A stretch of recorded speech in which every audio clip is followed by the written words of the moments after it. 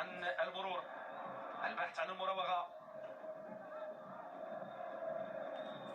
عطيت الله يلعب الكرة في خط الوسط. أمين أبو الفتح، أمين أبو الفتح بهدوء يرجع كرة لجمال حركاس، حركاس صغير كل الجهة اليسرى.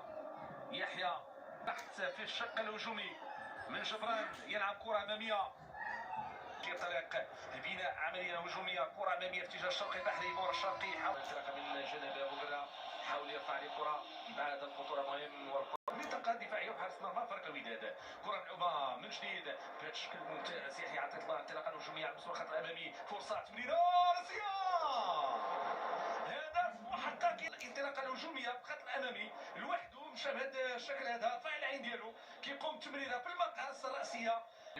محاولة ديال التمرير داخل منطقة الجزاء بعيدة مع الشيء على أيوب العملود. هي نفسه تصويبة فوق المرمى، محاولة مستمرة متواصلة ومباشرة حناش. وأيضا لاعب أنجم نفذت هذه الكرة داخل منطقة الجزاء الرأسية ومباشرة إبعاد هذه الكرة مطلوب. والتغطية نتمناو نشوفوا واحدة أخرى، لما لا بنفس القيمة.